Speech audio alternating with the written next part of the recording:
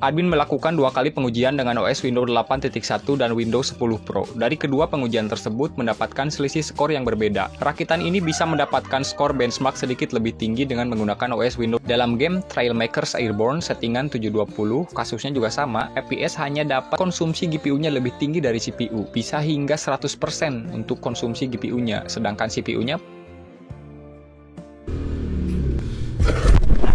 Halo semuanya, selamat datang kembali di konten unboxing barang murah tentunya berkualitas dari internet di channel Fresh Budget. Menuju penghujung tahun 2024 ini, komponen jadul seperti prosesor Core i3 2130 dan GPU card GT 4130 bisa kita gunakan untuk produktivitas apa saja atau main game seperti apa, mengingat usianya yang memang sudah bisa dibilang sangat lama ya. Tahun 2024 ini sudah mau berakhir dan menuju tahun 2025. Apakah kita menggunakan komponen ini di masa depan di tahun 2025 nanti? Apakah masih relevan atau masih cukup untuk kebutuhan kita? Karena kalau mengingat kebutuhan masing-masing itu berbeda-beda dan sebenarnya ini bisa sangat cukup atau lebih dari cukup untuk orang yang memang kebutuhannya tertentu. Intinya komponen tertentu akan cocok untuk kebutuhan tertentu. Jadi di video ini admin akan coba membuat pengetesan untuk racikan komponen seperti ini. Siapa tahu akan cocok dengan skenario kebutuhan yang mungkin orang di luar sana cari. Jadi beberapa komponennya akan sebutkan. Di sini admin menggunakan motherboard H61 dari ICS. Dia mempunyai 4 slot SATA yang berjalan di SATA 2. Jadi nanti akan berpengaruh ke kemampuan dari SSD-nya. SSD dari Pigen 120GB Rescue ini tidak akan mengeluarkan 100% kemampuan speed-nya karena mungkin akan terlimit nanti oleh speed SATA 2 ini. Kemudian 1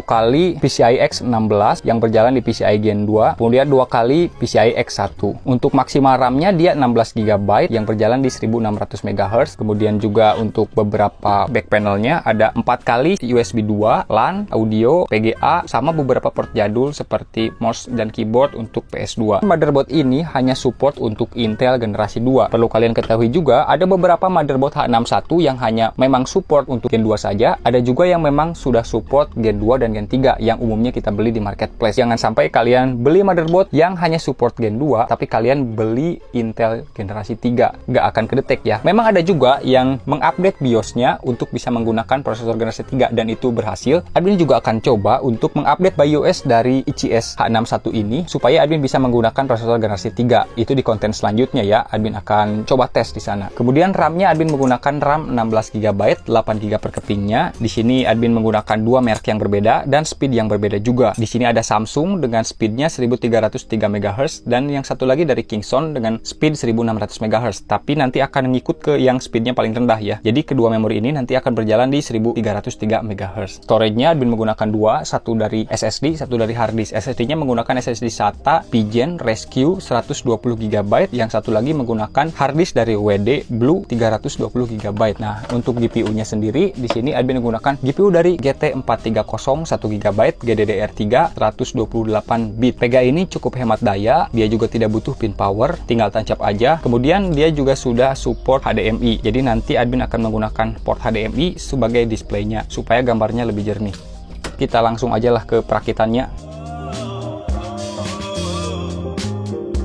Seperti biasa admin ngerakitnya di sini tanpa casing. Ini sudah nancep prosesornya, sudah dikasih pasta juga menggunakan HSF bawaan Intel. Kita tinggal pasang memorinya aja seperti ini. Satu lagi, kemudian tancap juga GPU-nya. Sudah selesai, tinggal colok-colok juga portnya seperti mouse, audio, keyboard, LAN kalau perlu atau kalau ada. Kemudian HDMI-nya jangan colok ke mainboard ya, tapi colok ke PGA, GPU. Sudah. Kemudian kita pasang juga SATA-nya, kabel SATA seperti ini untuk storage. Di sini mau dipasang di mana aja sama aja ya, semuanya dua. Jadi ini hitungannya seperti ini ya, SATA 1, SATA 2, SATA 3, SATA 4. Mainboard kasih power dulu, 4 pinnya di sini. Pin 24 pinnya juga pasangin. Kemudian storage-nya kasih power. Sip, untuk harddisk juga. Lalu untuk menyalakannya dipakai gunting aja, jumper di sini. Oke.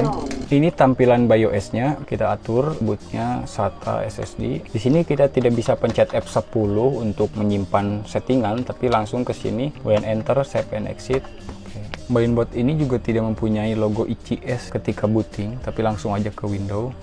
Admin melakukan 2 kali pengujian dengan OS Windows 8.1 dan Windows 10 Pro. Dari kedua pengujian tersebut mendapatkan selisih skor yang berbeda. Rakitan ini bisa mendapatkan skor benchmark sedikit lebih tinggi dengan menggunakan OS Windows 10. Sebelum melihat hasilnya, ini beberapa informasi dasar untuk rakitan ini. Sentinel Excellent 100% semua, CPU Intel Core i3 2130, TDP 65W, litografi 32 nanometer, soket 1155. Mainboard ICS model H61H2M2 revisi pertama, PCI Express generasi 2, memori 2 channel DDR3, total 16GB per kepingnya 8GB, speed keduanya berbeda, Kingston 1600MHz, Samsung 1333MHz, dan ini ngikut ke yang paling bawah. Suhu idle di rakitan ini dengan HSF bawaan, di desktop Windows 8 tidak ngapa-ngapain, dapat suhu terendah 38 derajat dan tertingginya 56 derajat, ini normal. Hasil benchmark i3 2130, rakitan ini dengan Windows 8.1 sebagai referensinya dengan i7 2600K, CPU single thread i3 2130 dapat skor 292,7, sedangkan i7 2600K dapat skor 345. Skor CPU multithreadnya i3 2130 dapat skor 834,8, sedangkan i7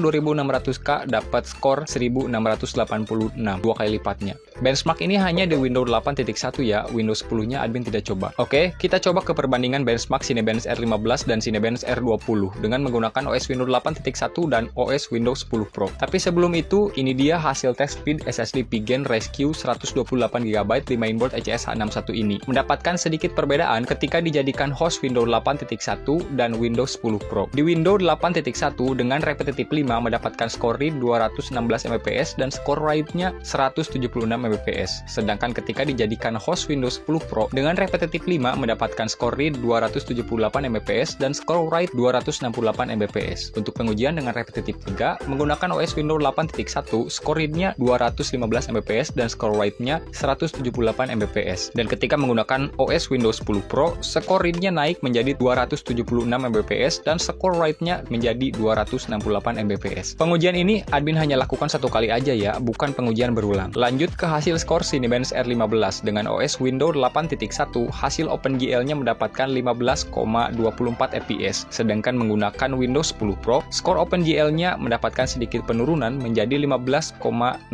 fps. Ya ini sih gak bisa dibilang penurunan sih, sebenarnya sama aja. Untuk CPU skornya dengan Windows 8.1 mendapatkan 289 CB, sedangkan ketika menggunakan OS Windows 10 Pro mendapatkan skor 276 CB. Ini bisa dibilang turun 13 poin. Untuk pengujian menggunakan Cinebench R20, skor CPU-nya ketika menggunakan Windows 8.1 mendapat 529 PTS, sedangkan menggunakan Windows 10 Pro malah naik cukup tinggi menjadi 627 PTS. Semua pengetesan ini admin lakukan hanya 1 kali, tidak berulang. Ketika diajak bermain game, contohnya GTA San Andreas, resolusi Full HD, settingannya sangat tinggi, FPS-nya bisa dibilang pas-pasan atau kurang, pas untuk sekedar bisa main aja. Karena memang konsumsi GPU-nya di sini lebih dominan ketimbang CPU. Bisa dilihat konsumsi GPU-nya GT430 bisa nyampai ke 90% dalam kondisi tertentu, sedangkan CPU-nya paling tinggi hanya 29% aja. Jadi ini bisa dibilang potensi i3 2130 masih ada, hanya salah pasangan aja dengan GPU GT430 yang bisa dibilang tidak cukup baik atau mampu mengimbangi performa dari i3 2130. Dalam game Trailmakers Airborne settingan 720, kasusnya juga sama, FPS hanya dapat 25 paling tingginya dan konsumsi GPU-nya lebih tinggi dari CPU, bisa hingga 100% untuk konsumsi GPU-nya, sedangkan CPU-nya paling tinggi 31% aja. Untuk game Devil May Cry 4 juga sama, settingan 72, reset super high, dapat rank C dengan FPS 42 sampai 57 FPS aja, dengan konsumsi GPU yang 100% terus dari awal hingga beres, sedangkan konsumsi CPU-nya 24%, paling tinggi ke 32% aja. Pengetesan ini hanya di Windows 8.1 aja, Windows 10-nya admin tidak coba, tapi paling beda-beda tipis aja sih. Di rakitan ini admin juga belum tes dengan game yang CPU bound banget, tapi dengan beberapa game barusan yang mungkin bisa dibilang lebih ke konsumsi performa GPU, i3 2130 ini masih santai dan mungkin potensinya masih tinggi jika disandingkan dengan GPU yang lebih baik sedikit, GTX 450 semisal, atau GTX 550 Ti, atau kita coba dengan GTX 1660 Super seperti video yang dulu.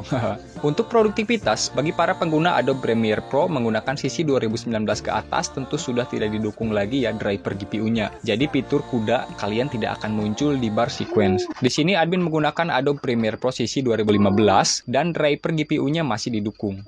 kuda core-nya baru bisa muncul. Dan ini kuda core-nya bisa muncul dan ini enak sih buat ngedit-ngedit video kayak admin gini mah. Karena gak rame efek juga kan.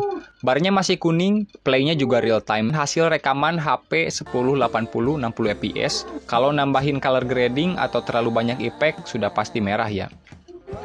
Photoshop juga harus install 2018 ke bawah untuk driver yang disupport. Ini bukan dari prosesornya ya, tapi dari GPU-nya. Terlebih kalian pakai Windows 8 itu gak bisa, harus versi CS. Kalau pakai Windows 10 baru bisa pakai seri CC. Admin bisa bilang rakitan Kerehore ini cukup recommended buat yang punya budget bener-bener mepet atau memang mau menghemat karena memang kebutuhannya hanya sebatas seperti di video admin aja buat produktivitas. Oh ya, yang nanya Corel gimana bang? Aman-aman aja sih tanpa GPU juga kalau editingnya tidak kompleks, semisal untuk usaha cutting, stiker atau desain baju, gedein di RAM aja, 16 GB misal, kalau buat desain. Kecuali GPU-nya ya, admin bilang ini tidak worth it. Kalian ambil aja varian lain kalau memang belum punya atau mau rakit dari nol. Admin sih kebetulan ini ada aja punya temen, jadi mau nyoba tes aja. Atau mungkin harganya bener-bener murah, baru worth it, mat daya juga, jadi masih bisa pakai PSU kaleng atau casing. Tapi kalau mau bener-bener rakit dari nol, ambil aja GPU lain, minimal sudah GDDR5, karena akan jauh sekali perbedaannya. 200 ribuan pas juga udah dapet sih GDDR5. Semoga bermanfaat, sampai jumpa lagi di konten berikutnya.